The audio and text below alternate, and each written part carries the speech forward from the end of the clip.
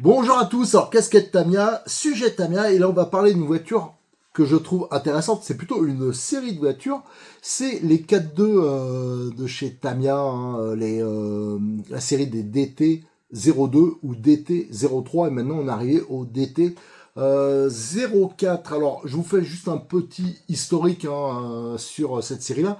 Le premier, alors j'espère pas me planter, DT01, pour moi ça a dû sortir vers 1996, hein, donc avec une architecture un peu spéciale, parce qu'à l'arrière c'était un pont avec le moteur directement fixé dessus, un peu comme un grasshopper, hein, et il y avait la batterie qui était sur l'arrière, hein, pour charger le train arrière, hein, pour la tenue de route, comme c'est un propulsion, qui était un peu à 45 degrés là, donc c'était un peu spécifique, j'avoue je ne le connais pas, et si vous avez l'occasion, vous en avez un et vous avez l'occasion de m'envoyer les photos, je le rajouterai sur le musée, ce serait top. Ensuite on a eu le DT02, alors normalement ça doit être vers 2005, alors le DT02 c'est très proche des DT03 ou DT04 qu'on trouve encore.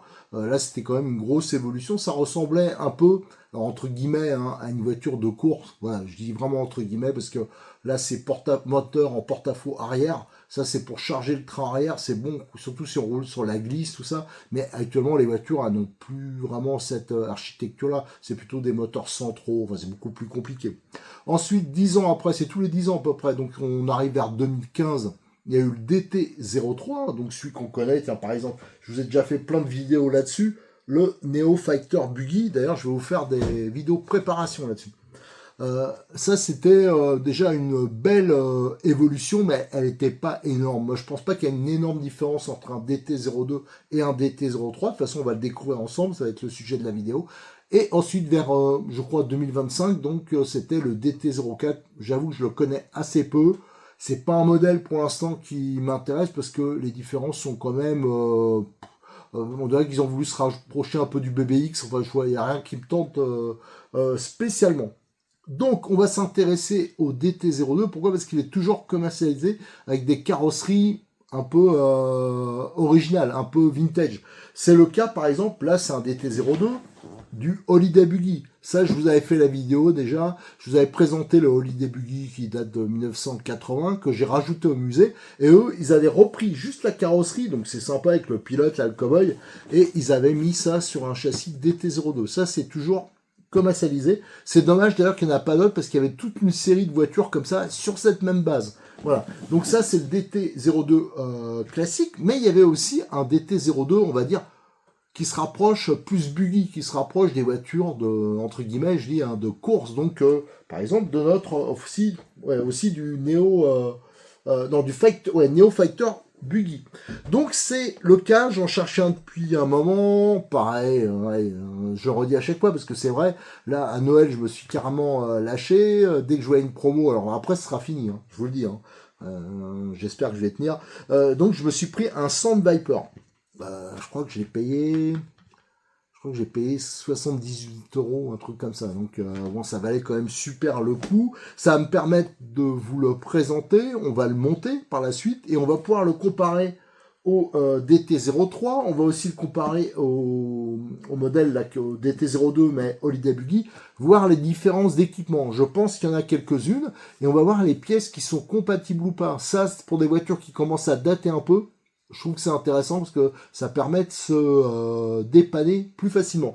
Mais là, voilà, ce qui m'intéressait, c'est un peu comme le DT03. Souvent, on me pose, tu me conseillerais quoi comme premier kit en buggy? Moi, souvent, je dis, DT03, ça peut être un bon plan parce que si tu pour quelqu'un qui est raisonnable, si on reste avec des moteurs raisonnables, tout ça, c'est vraiment, ça peut être sympa. Après, il y en a qui ont pas été contents de ce modèle, mais je pense que c'est parce qu'ils ont voulu, ils en ont trop attendu, ils ont trop comparé ça à une voiture récente, un peu typée compétition, peut-être qui serait beaucoup, mais alors beaucoup plus cher, beaucoup plus difficile à monter, et ils ont monté des combos qui étaient pas raisonnables dessus. Là, quand je parle de ces modèles, il faut vraiment rester hyper raisonnable pour sauvegarder la transmission, et c'est des plastiques Tamiya aussi, hein, c'est pas des plastiques d'un Assault, voilà, des voitures comme ça. Donc ça c'est vraiment un point qui est important, ça c'est bien si on est raisonnable, et c'est pas le cas de tout le monde. Allez, ce que je vous propose déjà, c'est de découvrir la boîte. Hein. On va regarder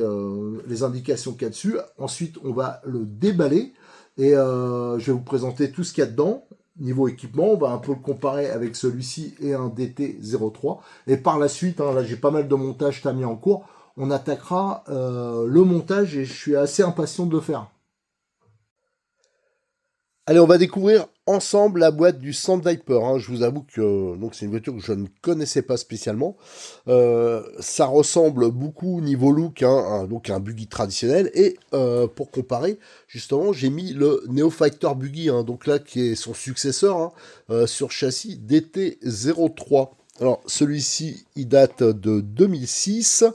Et une petite chose qui m'a étonné, j'ai cru voir quelque part, alors donc là ils disent équipement Hobby-Wing, mais je crois que j'ai vu une indication, alors ça doit être sur une autre face, que c'est tout roulement.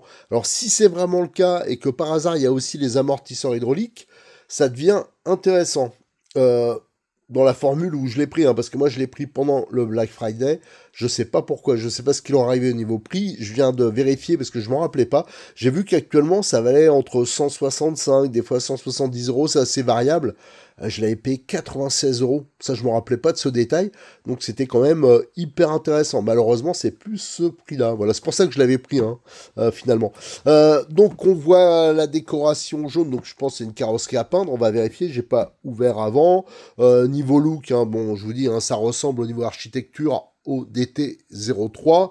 La seule différence que je vois comme ça, hein, d'entrée, à part bien sûr la carrosserie, c'est le support d'amortisseur avant, voilà, qui est plus traditionnel, hein, c'est un U, tandis que là, vous voyez, il est relié en haut, hein, donc pour plus de rigidité, je pense que le mode de fixation, même sur la cellule, est différent. On voit deux vis en haut là, pour le fixer. Tandis que là, ça a l'air d'être la même pièce. Bon, ça, on vérifiera. Les pièces qui sont en commun avec les deux notices. C'est ça l'avantage d'avoir les deux. On fera aussi le comparatif par la suite quand j'attaquerai le montage avec le Holiday Buggy qui est lui aussi sur un châssis DT02, mais sûrement moins richement vêtu. Allez, je vais tourner pour voir les côtés de la boîte. On va voir si justement l'équipement, ils en parlent. Alors justement, de ce côté de la boîte, il y a une indication ici, hein, c'est full roulement. Donc ça, c'est quand même un très bon point. Donc ça, et au niveau du moteur, je sais pas trop ce qu'ils veulent dire là, c'est que sûrement le moteur et le contrôleur sont fournis dedans. Là, on a une inédite vue de côté, hein. Généralement, c'est pas ça qu'on a sur les boîtes de Tamiya, et on voit vraiment le look, hein, buggy, on va dire un dixième des années un peu 90, donc avec le moteur à l'arrière. Allez, maintenant je vais le tourner, on va voir s'il y a d'autres indications. Alors, une vue de la voiture assemblée. Donc là, on voit bien, hein, la transmission à l'arrière. Donc ça, c'est bon, je l'ai dit, pour la motricité et pour les terrains un peu glissants. On voit l'emplacement de la batterie. Donc ça semble être comme le DT 03. Et ils ont l'air de dire qu'il y a vraiment les roulements. Et bien sûr, les amortisseurs hydrauliques. Ça, c'est un autre bon point. Là, ils disent que l'électronique n'est pas incluse, mais ça, c'est pour les modèles distribués au Japon. Pour les modèles export, à chaque fois, normalement, on a automatiquement le contrôleur. Et là, ils indiquent, hein, bien sûr, qu'il faudra, bien sûr, la batterie, le chargeur, la radio, un cerveau. Là, ils reparlent du contrôleur. Mais je vous dis, normalement, il est dans la boîte. Et on voit l'année, c'est 2006 et c'est fabriqué aux Philippines. Allez, moi, je suis pressé d'ouvrir et de vous montrer et de découvrir moi-même ce qu'il y a dedans. Voilà, j'ai ouvert la boîte, on va découvrir un peu l'équipement et après je déballerai un peu mieux, hein, on verra ça plus en détail. Alors ici on a les pneus lignés, pneus à crampons classiques de chez Tamiya. Voilà, bon, ça n'a rien de spécial à dire. Là les jantes, on les connaît, on les a vues sur d'autres voitures, mais dans d'autres couleurs, hein. Là c'est couleur argent un peu. On a notre contrôleur Hobby-Wing 1060, donc pour à savoir, hein, si on reste à charbon, d'ailleurs moi je conseille de rester avec un moteur à charbon avec ce type de voiture. Par exemple, à 15 tours, ça irait nickel là-dessus, c'est sûrement ce qu'on montrera. Ensuite, on a la carrosserie, alors bonne nouvelle, au moins, alors elle n'est pas découpée ni rien, mais elle est percée, ainsi que l'aileron. Ça, c'est de moins en moins le cas, je remarque sur les derniers kits que j'ai présentés, même des modèles un peu haut de gamme. Alors là, on attaque par les pièces d'amortisseurs. Ça, je pense, c'est les amortisseurs avant qui sont un peu plus petits en diamètre. D'ailleurs, comme sur le DT03. Donc ça, c'est bouchon et les corps. Ici, eh ben, moi, je trouve qu'il n'y a pas beaucoup de pièces. Ah oui, parce qu'il y a un sous. Il y a une autre boîte en dessous. Ah ouais, c'est particulier comme présentation. Ici, on a tout ce qui est porte-fusée arrière. Hop là, on a les amortisseurs arrière, voilà, qui sont plus grands. Ici, on a le châssis. Alors tout à l'heure, je sortirai les pièces de DT03 pour comparer. Voilà, tout à fait classique. Et là, on a toute la transmission. Ça me semble être la même. Vous voyez le diff avec 3 pignons. D'ailleurs, ça, on le retrouve, ce système-là, à peu près le même. Par exemple, le Beetle Try que j'ai monté dernièrement, là, je vous ai fait toutes les vidéos, c'était exactement le même montage. Même au niveau de la transmission, tout ça, ça ressemble quand même beaucoup. Ça, c'est commun. Ce sachet, à mon avis, il est commun avec beaucoup de voitures. Ici, on a donc notre pochette, enfin notre planche d'autocollant. Donc, je rappelle, ils sont tous numérotés. Ça correspond à un emplacement sur la voiture. Par contre, tiens, je vois pas le cache pour les vitres. Bon, on verra. Ici, alors donc il y a un premier cache, voilà, le cache ici. On a encore pour des pièces pour les amortisseurs. Là, on a une grappe, alors on a le support avant. Alors, ça, par contre, cette partie de la cellule est franchement différente de celle des DT03. Là, on a la partie arrière. On a ici, c'est bizarre d'ailleurs que ça, c'était pas emballé. Là, encore, pièce d'amortisseur. Là, on a tout ce qui est triangulation avant et arrière. Là, les pare-chocs, la barrette pour la batterie, qui est assez balèze. Mais il faut dire, le DT02, il changeait énormément. Donc, je rappelle, c'est 2005. Et il y avait un énorme changement par rapport au DT01. Je pense qu'il y a assez peu de pièces communes entre les deux. Là, on voit la cellule. Tiens, d'ailleurs, on voit on peut régler en 17, 19... Ouais, non, 17 ou 19. Il n'y a que 2 possibilités pour le rapport de démultiplication. Et là, on a le sachet traditionnel chez eux avec les sachets A, B, C. Ça aussi, on le déballera et on voit qu'il y a le moteur et effectivement les roulements. Donc ça, c'est un bon point.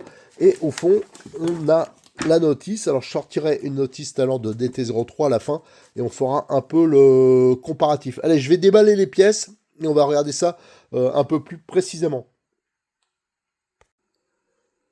Allez, j'ai tout déballé, sorti des sachets, à part la visserie, et on va pouvoir comme ça regarder de plus près les pièces et ensuite comparer. Alors, on va commencer par les roues. Et juste avant, la vidéo que j'ai commencé ce matin, c'était sur le TD2, donc une voiture qui est beaucoup, mais beaucoup plus récente. Et c'est les mêmes pneus qu'il y a dessus, que ce soit à l'arrière ou à l'avant. Donc vous voyez, ils ont une longue carrière. Donc d'ailleurs, c'est plutôt pas mal que ce soit le même équipement parce que si on fait rouler les deux voitures, on pourra, voilà, au moins on aura la même base de pneumatique. Alors ici, on a notre châssis, voilà, traditionnel. Alors je pense qu'il est assez différent. Quand même, on regardera du châssis du DT03. Et vous voyez, ici, vous avez l'emplacement pour la batterie. Allez, je vous remontre cette histoire de carrosserie. Après, je vais faire toutes les photos. Je vous rappelle que j'ouvrirai un sujet sur le forum avec toutes les photos détaillées. Donc, je vous avais dit, c'était percé. Et aussi pour l'aileron. L'aileron qui est plutôt assez balèze. J'ai toujours pas trouvé les masques pour les vitres. Alors là, comme je suis assez étonné, bon, à voir.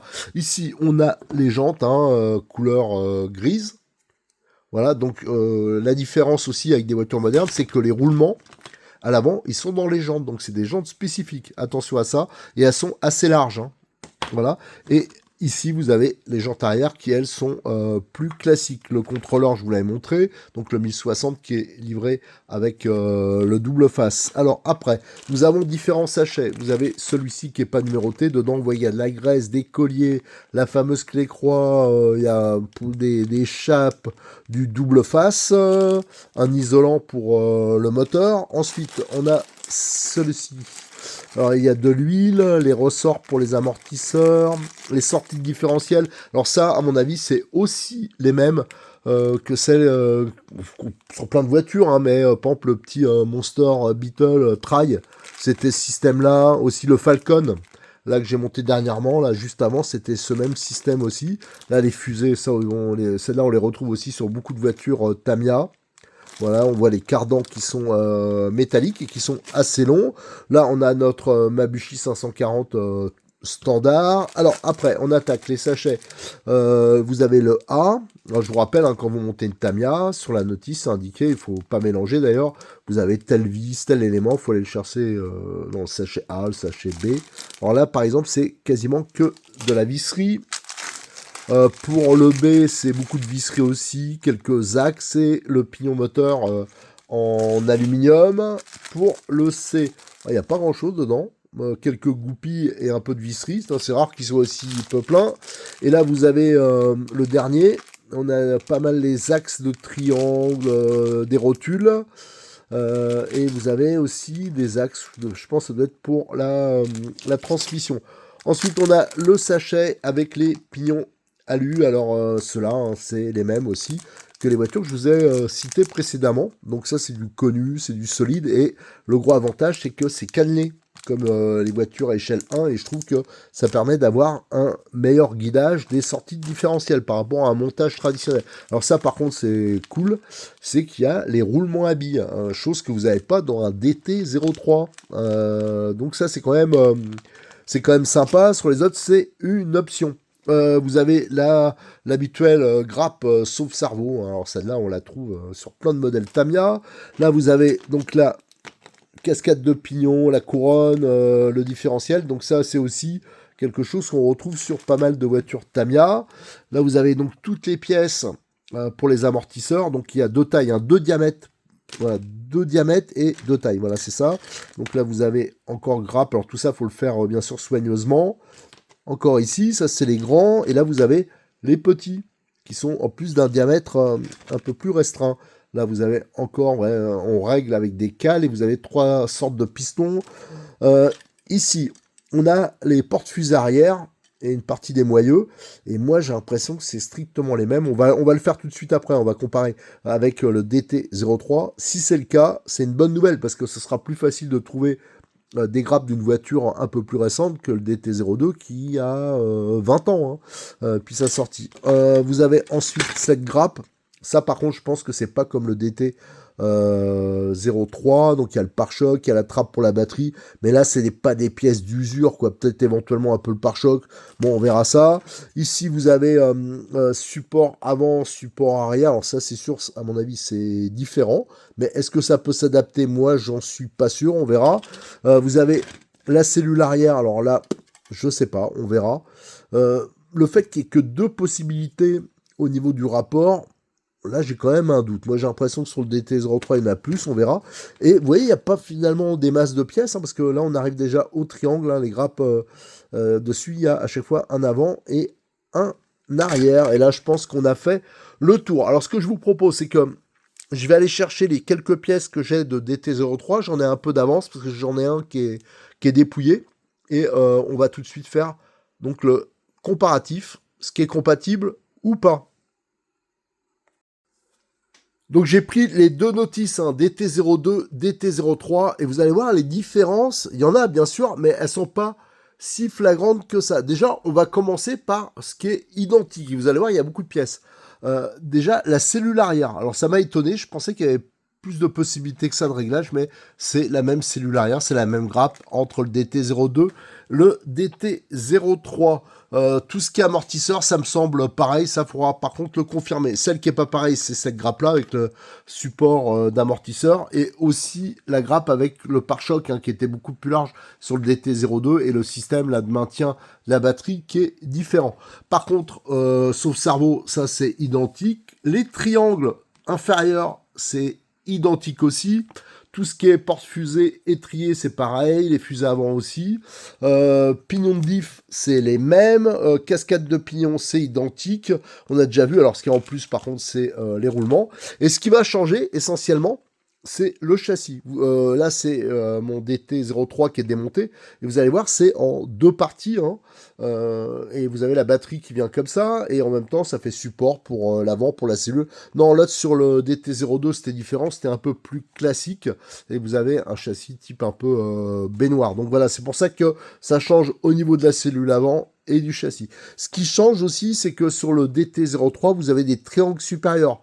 Je rappelle que c'est une option pour le rendre réglable sur le DT02, même si c'est pas un peu inversé, vous avez d'origine le réglage du carrossage. Donc ça c'est quand même étonnant parce qu'il y avait une sorte de régression.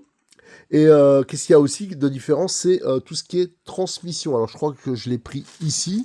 Alors ça, c'est celle du DT03, les sous-sachets, et vous avez donc les sorties, les cardans, c'est un peu comme certaines voitures Tamiya un peu plus modernes qui ont des cardans en plastique avec goupilles métal, et les sorties qui sont métal ou les arbres de roue avec des noix en plastique. D'ailleurs, ce système a certains avantages, hein, c'est pas mal, mais là, sur le Sand Viper, le DT02, on a un montage plus classique, donc là, c'est sortie de différentiel métal, et cardan tout métal, cardan goupillé. Voilà ce que pour les différences. Donc vous voyez, c'est pas, il y en a, mais c'est essentiellement la partie châssis et la partie triangle, voilà, des réglages en plus ou en moins. Pour le reste, c'est quand même assez similaire. Je pense pas, par exemple, qu'il y a vraiment de différence de performance entre un DT02 et un DT03. Par contre, faites attention, il me semble que dans les DT02 proposés, il n'y a que le Sand Viper qui est équipé comme ça. Il faudra vérifier à l'occasion aussi avec le Holiday Buggy qu'on a là. Et si je regarde l'Holiday Buggy, on voit des triangles supérieurs. Donc ça doit être encore quelque chose de différent. Donc ça, il faudra confirmer. Ce sera intéressant de voir aussi. Et l'Holiday Buggy, en plus, il n'a pas ni les roulements, ni les amortisseurs hydraulique. Voilà. Alors, on va finir par une chose, c'est la notice. Hein. On va la regarder ensemble. Et après, dès que c'est possible, je vous attaquerai le montage de la voiture. Avant d'attaquer ce montage, on en profitera, comme je dois monter l'Holiday Buggy aussi, on comparera les pièces de l'Holiday Buggy, donc je suppose que c'est comme ça, un DT02 de base, et le Sand Viper qui était apparemment un DT03, enfin un DT02 plutôt, faut pas confondre, mieux équipé, donc avec certaines options. Donc ça sera intéressant à voir. Allez, on va regarder la notice en détail. Mais avant, j'ai un peu bossé quand même. Alors, j'ai regardé la notice du DT03, ça on en a un peu parlé. Mais j'ai aussi maté, voilà, la notice du Holiday Buggy. Et il s'avère qu'en fin de compte, le Holiday Buggy, il se rapproche un peu plus du DT03 parce que j'ai l'impression que les triangles supérieurs, voilà, c'est le même système par exemple. Voilà, il y a des choses qui sont identiques. Donc, le Sand Viper, c'est vraiment une voiture qui est déjà un peu améliorée. Voilà, c'est ce qu'on peut, pour résumer, c'est ce qu'on peut dire. Les spécialistes de la marque, peut-être qu'ils pourront confirmer. Alors comme d'habitude, hein, on a les étapes de montage qui sont détaillées. Vous avez tout le temps la visserie, les éléments qui sont à l'échelle sur le côté, les points de graissage. Alors, moi souvent je suis pas tout à fait d'accord avec leur montage, hein, notamment les points de graissage. Ça, après chacun fait comme il veut. Et vous avez donc le diff qui est très classique et qui fonctionne bien. Le seul truc c'est qu'il est pas étanche, donc la graisse elle a tendance en centrifugeant à se coller sur les parois, il n'y en a plus beaucoup sur les pignons. Mais enfin voilà. Mais en tout cas, il marche pas si mal que ça. La cascade de pignons, c'est relativement solide. Je dis relativement parce que si vous montez du brochesse dessus, ça devient un peu plus compliqué. Mais si on reste raisonnable, ça va. Vous avez ici montage d'assule arrière, donc on voit la différence. Hein. Vous avez des biellettes réglables. Alors c'est dommage qu'elles soient pas inversées, mais là ça aurait été le tip top. Hein. Surtout au prix où j'ai touché, ça aurait été trop beau. Donc les cardans métal au lieu des cardans plastiques, les amortisseurs plastiques mais qui marchent plutôt bien. Je rappelle qu'il existe un kit de ressort qui est plutôt pas mal pour toute cette série de voitures. Ça, je vous le présenterai lors du montage et qui va plutôt bien parce que c'est plus là-dessus qu'il faut jouer. Là, on a le montage du train arrière qui est assez similaire donc au train du DT03. C'est plutôt à l'avant qu'il y a des différences. Le système pour la batterie, il m'a l'air pas mal. Lui aussi, il est différent. Montage, ça par contre, c'est identique. Tout ce qui est commande de direction, cerveau, ça je pense c'est pareil. Là, c'est des petites différences qui jouent pas des masses. Vous avez donc la direction qui est ajustable, hein, que ça soit au niveau carrossage ou au niveau pincement, ouverture, mise en place de la batterie, tout ce qui est découpe, peinture. Vous avez les teintes, hein, si vous voulez faire comme sur la boîte, c'est indiqué. Et après, toute la pose des autocollants avec les numéros qui sont mis pour se repérer. Voilà, donc ça c'est souvent du gros boulot. Là on parle des options, là il parle plutôt du moteur et du changement de pignon. Si on met le moteur un peu plus puissant, mais il reste en moteur charbon. Ici c'est des généralités hein, sur le pilotage, hein, ça c'est plus pour les débutants. Et après si si j'arrive à tourner la page, mais ça c'est tous mes trucs, c'est à chaque fois pareil. Quand j'essaye avant, ça tourne. Et après, ben, quand j'arrive dessus, voilà, hop, nickel. Vous avez tout le temps, à la fin, toutes les grappes qui sont indiquées. Alors, vous avez par exemple la grappe V. Si vous avez besoin d'un élément qui est là, vous saurez le commander. Enfin, plutôt, le bon exemple, ça serait la D. Et vous avez la référence pour commander. Vous avez tout ça. Les pièces de transmission. Ça, c'est pas mal d'en avoir un jeu d'avance quand vous prenez ce genre de voiture. La partie plastique. Hein. Et là, vous avez le contenu de tous les sachets. Voilà ce qu'on pouvait dire sur ce Sandviper qui est assez intéressant. Si on le touche au prix où j'ai touché, hein, à 160 €, un truc comme ça, j'ai quand même un doute. Je suis pas sûr que ce soit hyper intéressant. Enfin, à voir.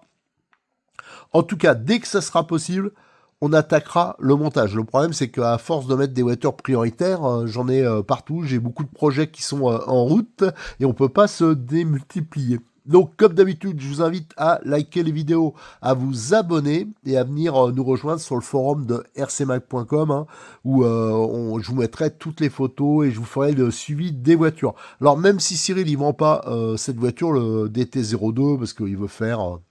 je le précise à chaque fois, mais il veut faire que des voitures qu'on trouve toutes les pièces, donc des voitures plus récentes.